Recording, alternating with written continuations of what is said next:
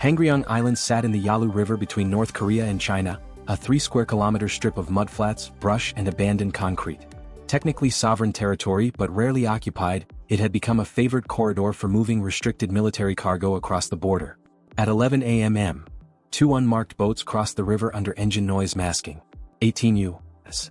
Marines from a reconnaissance detachment stepped onto the shoreline and disappeared into the foliage. The assignment was limited in scope. Photograph and confirm the movement of prohibited weapons components through the island. Intelligence reports had pointed to a shipment scheduled that afternoon. The team had a 2-hour window to document activity and withdraw. No contact with local forces was expected.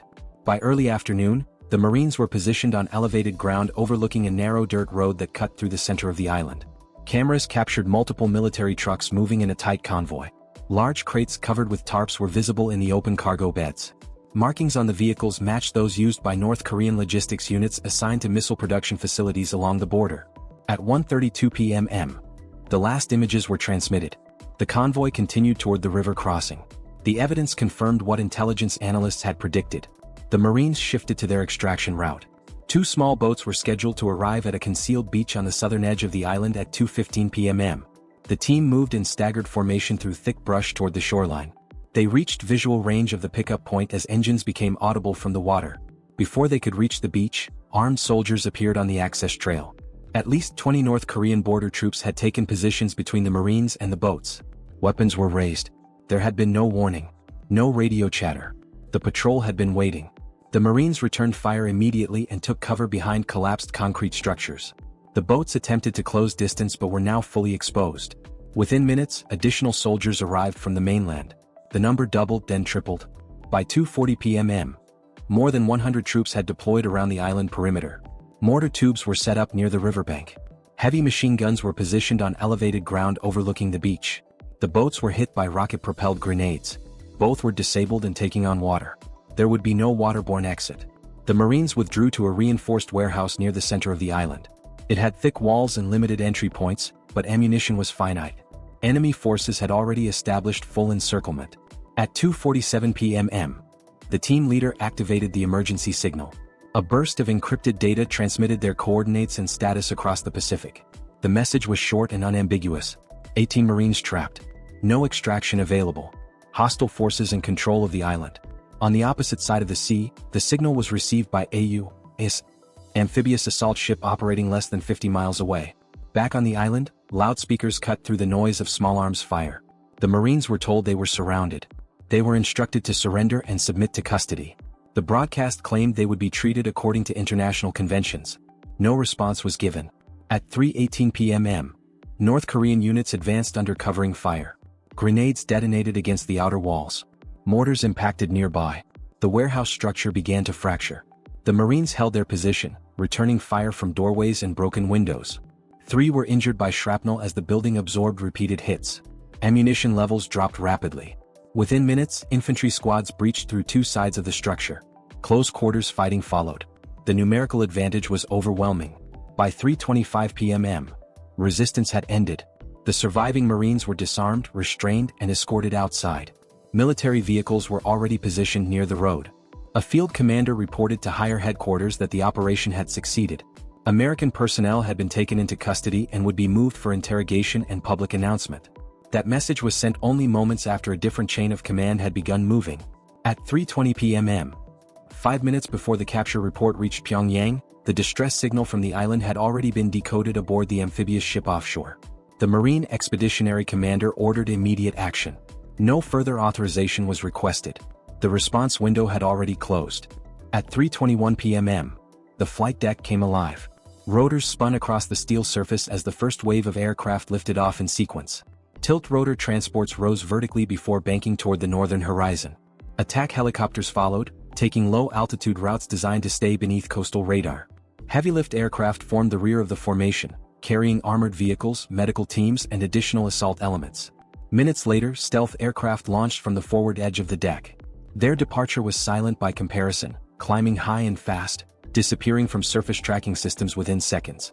A second amphibious ship in the task group began launching its own aircraft at 3:23 p.m., doubling the size of the response force. By the time the formations merged, more than 600 Marines were airborne, supported by gunships and fixed-wing strike aircraft. The target area was less than 50 miles away. Across the water, North Korean commanders were preparing a transport convoy. The captured Marines were loaded onto military trucks positioned near the center of the island. Cameras were already being requested from regional headquarters. The event was expected to become a televised announcement within hours. None of the units on the ground were aware that their detection systems were about to fail.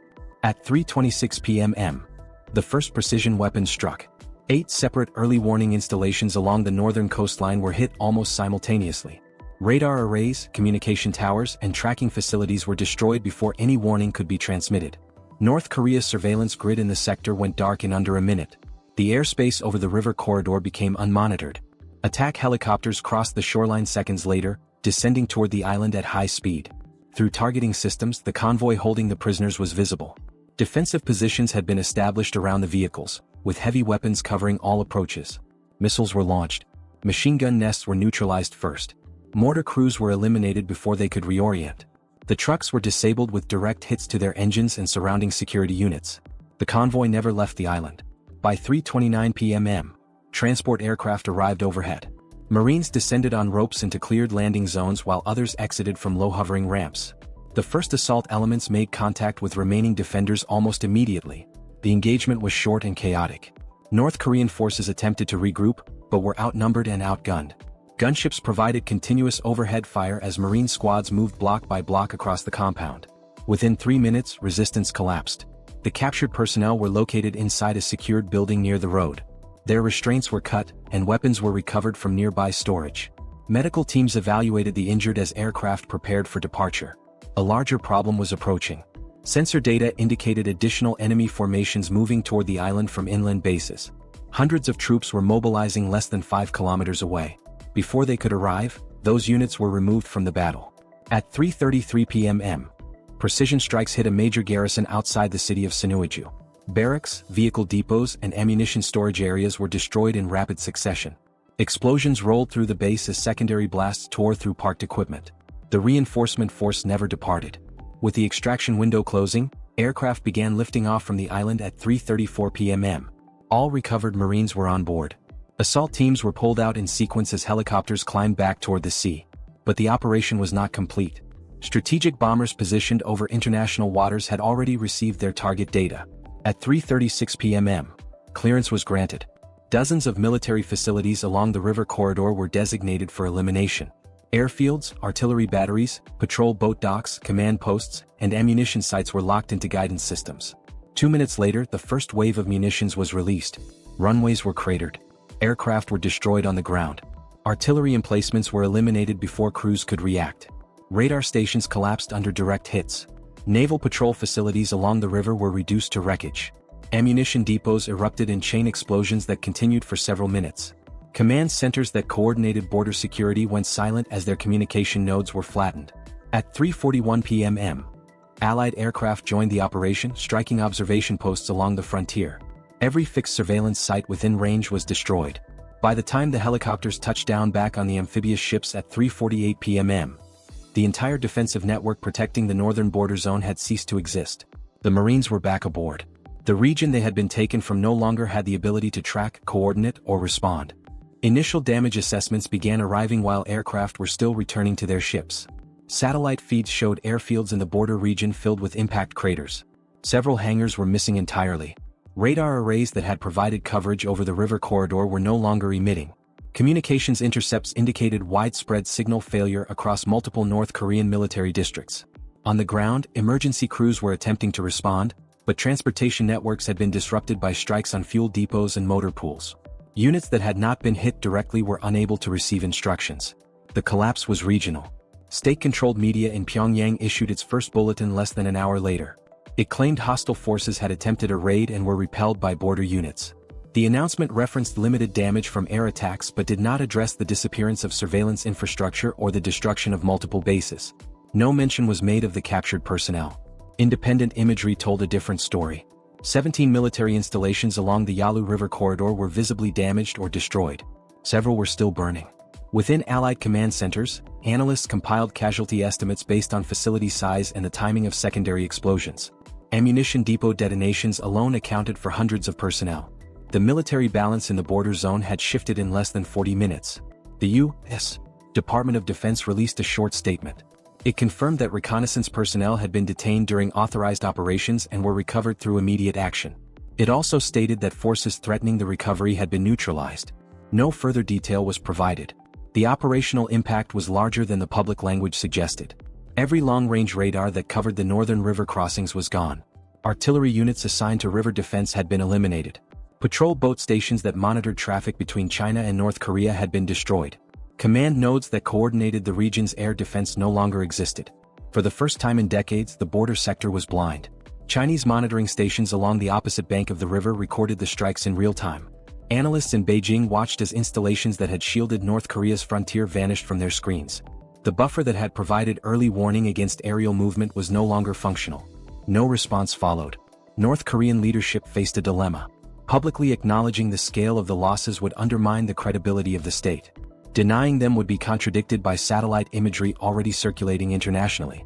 The official narrative settled on limited damage and successful resistance. Internally, commanders were dealing with something else entirely. Logistics routes along the river were interrupted. Fuel depots that supported armored units were gone. Airfields that handled interceptors had been rendered unusable. Communications between frontline units and higher headquarters were sporadic at best. Rebuilding the network would take months. The Marines who had been captured were undergoing medical evaluation aboard the ships. 12 had sustained injuries, mostly from shrapnel and blunt force trauma during the initial assault. None were critical. Debriefings began within hours. Every phase of the engagement was reviewed. The sequence from signal transmission to airborne response was measured in minutes. The loss of the island was treated as secondary to the speed of the recovery. From first alert to extraction, less than half an hour had passed. The message to adversaries was not spoken, but it was clear. Detaining U.S. personnel would not produce leverage. It would trigger overwhelming force. Awards and commendations would follow. The reconnaissance team was credited for maintaining control of sensitive equipment and for transmitting their signal before capture. Assault units were recognized for executing a coordinated recovery under hostile conditions. The larger strategic result, however, was not ceremonial. The northern coastal defense network of North Korea had been effectively erased. Monitoring of the Chinese border was now dependent on systems hundreds of kilometers away. Any future movement through the region would be more difficult to conceal, but also harder to stop. The power balance along the river had been altered. In the days that followed, no retaliatory action occurred. North Korean units remained in defensive posture. Repairs began at damaged sites, but progress was slow. International observers took note of the silence. The brief detention of 18 Marines had produced a response that eliminated a regional military architecture. The operation did not change borders. It did not issue threats. It simply removed the infrastructure that had enabled the capture to occur. The outcome was measured in what no longer existed. Long-range surveillance over the region remained elevated for days. Allied aircraft continued to patrol the airspace above the Yellow Sea and the approaches to the Yalu River.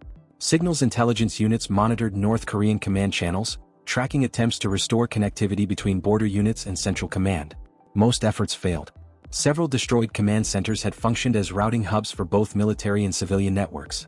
With their elimination, even routine communications across the northern provinces became unreliable. Mobile relay vehicles were deployed, but without fixed radar coverage they operated with limited effectiveness. Maritime patrols along the river were also disrupted. Satellite imagery showed that many remaining patrol boats were being kept in port, likely due to fuel shortages and the loss of dockside support facilities. The few that ventured out did so without coordinated coverage. Air defense units were in similar condition. With tracking systems offline, interceptor aircraft could not be vectored effectively. Airfields that had not been bombed were forced to operate under visual control only. The border region had become a gap in the country's security structure. Internally, North Korean authorities faced growing pressure to explain the extent of the damage. The public narrative of a repelled incursion did not match the visible destruction seen in commercial satellite images and international reporting. State broadcasts continued to emphasize resistance and victory, but no footage of intact installations or recovered equipment was released. Foreign intelligence agencies compiled their own assessments. 17 confirmed military sites had been rendered inoperable. Several more were partially damaged. Ammunition stockpiles in the area had been depleted to near zero. The logistical burden of rebuilding would fall on already strained supply networks. China maintained a low profile. Its border forces were placed on heightened alert, but no official protest was issued. Observers noted that the removal of North Korean defenses along the river created a temporary vacuum that affected both countries' security calculations. No side moved to fill it. Within the United States, the operation was not publicly framed as a strike. Official language remained limited to a recovery of personnel and the neutralization of immediate threats. Details about the wider scope of the air campaign were left out of formal statements. Privately, military planners viewed it as a demonstration of rapid response doctrine. The speed with which reconnaissance forces had been located, reinforced, and extracted had become a case study. The ability to degrade an opponent's regional defense network during the same window was treated as proof of integrated planning. The Marines who had been held on the island were returned to duty status after medical clearance. They resumed assignments without public appearances or press briefings. No footage of their capture or recovery was released. On the North Korean side, disciplinary actions reportedly followed. Border commanders who had overseen the island operation were removed from their posts. Several were transferred to unknown locations. Training exercises along the river were suspended. The system that had failed was being quietly dismantled. The broader international community took a cautious stance. There were no emergency sessions of the United Nations Security Council. No sanctions were announced. The incident, while severe, had ended without escalation beyond the initial strikes. What remained was a reconfigured security environment. The Yalu River corridor, once layered with sensors, guns and patrols, had been reduced to a patchwork of temporary fixes and damaged facilities. 4 months, it would lack the capacity to detect or respond to large-scale movement. That vulnerability would shape every military calculation in the region. By the end of the week, most visible fires along the border had burned out. What remained were impact craters, collapsed structures, and the outlines of facilities that no longer functioned. Reconstruction crews were deployed, but progress was slow. Heavy equipment had been destroyed. Fuel supplies were limited. Replacement radar systems had to be brought in from distant regions. The river sector would not be restored quickly. Military analysts concluded that the defensive network along the northern frontier had been set back years. Surveillance coverage was incomplete. Artillery units lacked coordination. Naval patrols could not operate with real-time support. Air defense forces were unable to track or intercept aircraft crossing the zone. The environment that had allowed the capture of the reconnaissance team no longer existed. Public messaging from Pyongyang gradually shifted. Early claims of victory were replaced by vague statements about ongoing maintenance and training. No further references to the incident were made. International attention moved on, but the strategic consequences remained. The rapid sequence of events, from detention to extraction to regional neutralization, had demonstrated how quickly the balance of control could change. The entire episode, from first restraint to full recovery, had lasted less than half an hour. The personnel who had been taken were held for just over 20 minutes. After-action reviews within Allied commands emphasized that timing was the critical factor. The distress signal had been transmitted before communications were lost. Response forces had been positioned close enough to act without delay. Air and ground elements had been integrated into a single plan before the first aircraft reached the coast. Nothing had been improvised. On the North Korean side, the attempt to convert a capture into a political moment had been overtaken by events. The infrastructure required to exploit it had been removed almost immediately. The opportunity never existed. No treaties were signed. No announcements were made. The situation returned to its previous state of tension, but with a different underlying reality. The northern border region was now weaker than it had been at any point in decades. That was the lasting result. 18 Marines had entered hostile territory and been detained. 18 had been recovered. The installations that had supported the detention were no longer operational. The sequence was recorded in operational logs, satellite imagery, and damage assessments. It would be studied by planners on all sides. Not for what was said, but for what happened in those 34 minutes.